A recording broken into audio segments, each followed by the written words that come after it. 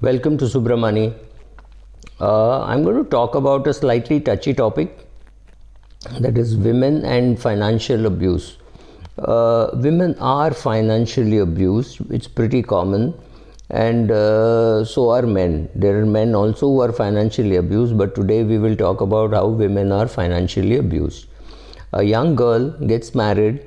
She's got a good degree, maybe she's got an engineering degree or an MBA degree.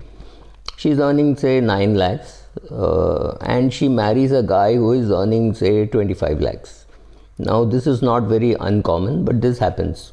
So after some time, the guy, when they decide to have a baby, the guy makes a very innocent remark saying, whatever you do, you will not earn as much as I do. So one of us who has to give up a job, you give up the job and you look after the kids, you look after the family.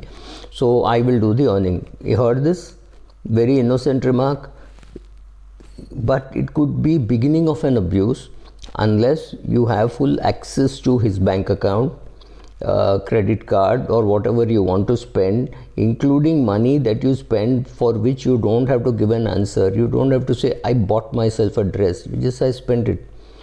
Now, for a girl to decide to take the secondary role, she has to decide whether she will be able to take his money and take her parents for a vacation to say Singapore.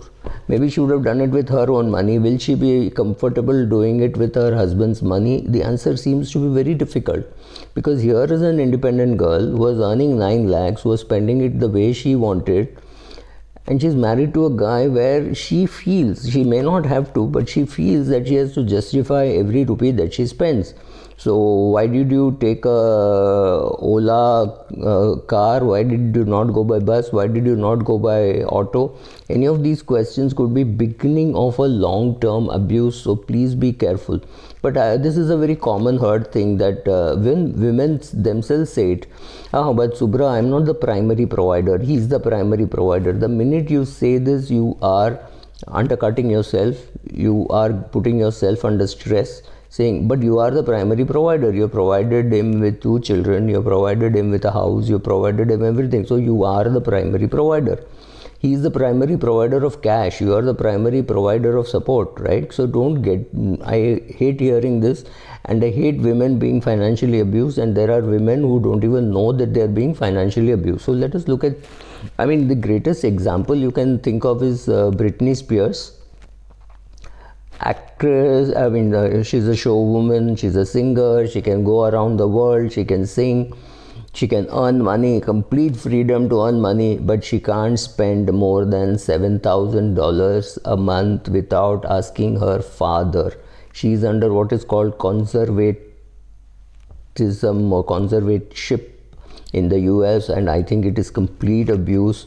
And she's put a petition saying she should be out, and I can't understand. Here is a woman who is old enough to have children and look after children, but she's allowed to go out, earn money, release albums, earn millions, but her father controls her money. This is abuse. So what if it's a parent who is doing it? I mean, it could be a parent, it could be a boyfriend, it could be a husband, right? So largely we're talking of women. So what would you think are the words which you have to be careful? You know, when he says, I will look after the money, you look after the children, great start, but does not mean you abdicate till you completely trust him into the marriage, maybe 4 years, 5 years, 10 years, I do not know when. Don't do this. Say money is as much a joint responsibility as children are, as cooking is, as looking after the house is. It is not your responsibility or my responsibility. It's a joint responsibility. We have joint dreams, joint goals. We have a house which is a joint house, so we better do everything joint. So it's not that I look after the children and you look after the money. Second, the other abuse is, oh, you're a woman, you won't understand money. Bullshit. There is absolutely nothing to say somebody who's got a vagina should know cooking, and somebody who's got balls should look after money. There is no such thing. Okay, this is a human made thing. It's time you broke it. Women end up at the age of 50 not knowing how to withdraw money from an ATM. That is even worse.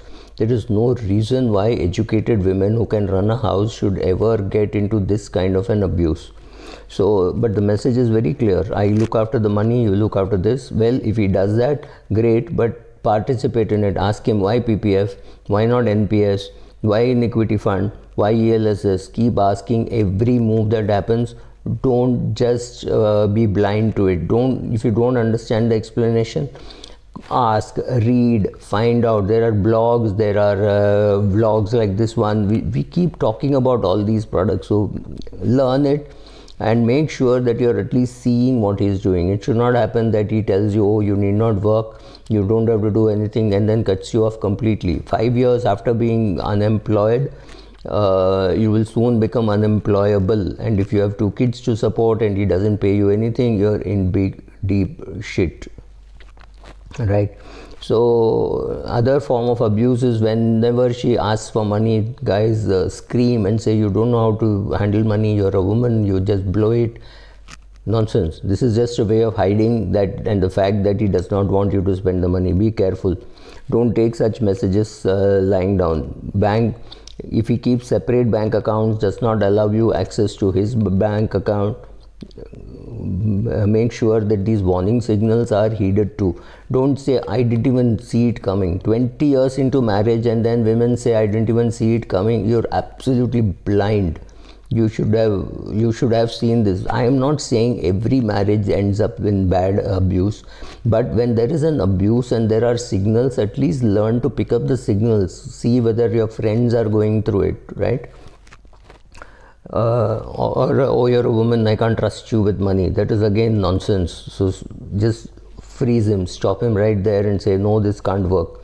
This is really a red flag in the relationship. See what is going wrong with the relationship. So, and there are guys who will say, oh, I actually give her money, she doesn't take it. Wrong. It's a lie.